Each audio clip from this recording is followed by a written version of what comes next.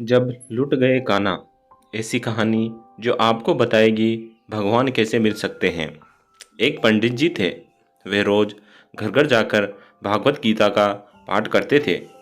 एक दिन उन्हें एक चोर ने पकड़ लिया और कहा, तेरे पास जो कुछ भी है मुझे दे दो।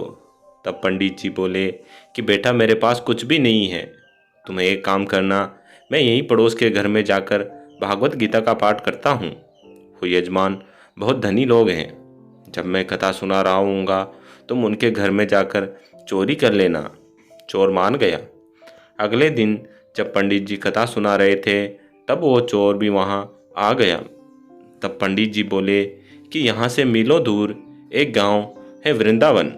वहाँ पर एक लड़का आता है जिसका नाम कान्हा है। वो हीरो जवाहरातों से लदा रहता है। अगर कोई लूटना चाहता है तो उसको लूटो। वो रोज़ रात को उस पीपल के पेड़ के नीचे आता है जिसके आसपास बहुत सी झाड़ियाँ हैं। चोर ने यह सुना और खुशी खुशी वहाँ से चला गया। वो चोर अपने घर गया और अपनी बीवी से बोला कि आज मैं एक कान्हा नाम के बच्चे को लूटने जा रहा हूँ। मुझे रास्ते में खाने के लिए कुछ बांध कर दे दो।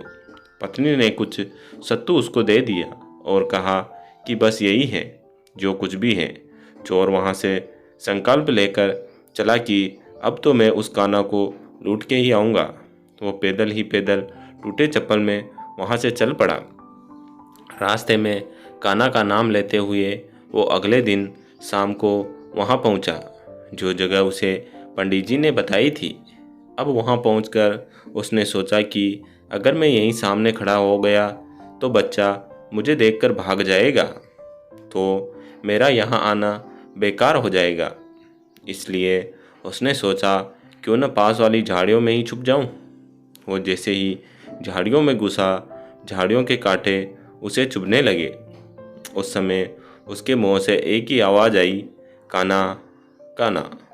उसका शरीर लहूलुहान हो गया, पर मुंह से सिर्फ यही निकला, कान्हा आ जाओ, कान्हा आ जाओ। अपने भक्त की ऐसी दशा देख के कान्हा जी चल पड़े।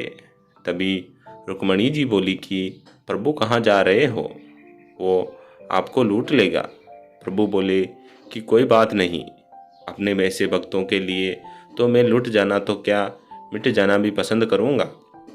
ठाकुर जी बच्चे का रूप बना के आधी रात को वहाँ आ गए।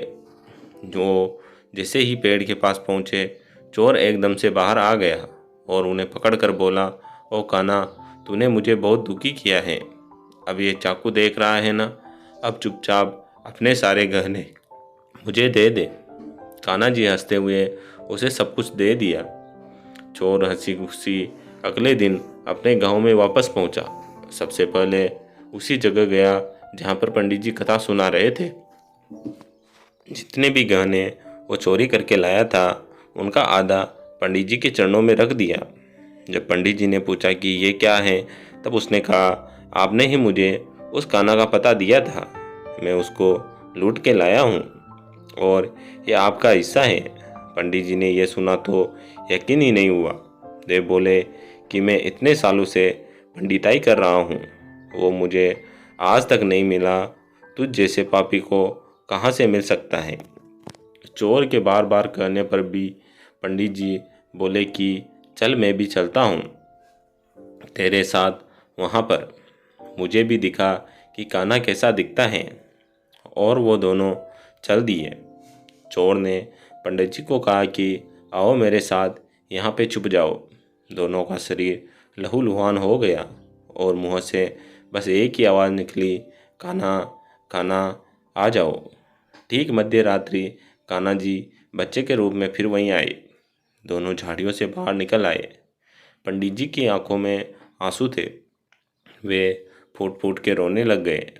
चोर के चरणों में गिर गए और बोले कि हम जिसे आज तक देखने के लिए तरसते रहे, जो आज तक लोगों को लूटता आया है, तुमने उसे ही लूट लिया।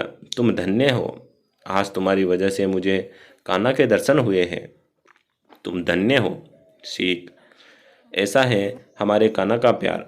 अपने सच्चे भक्तों के लिए जो उसे सच्चे दिल से पुकारते हैं तो वो भागे भागे चले आते हैं। प्रेम से कहिए, श्री राधे, मेरो तो गिरधर गोपाल, दूसरों न कोई।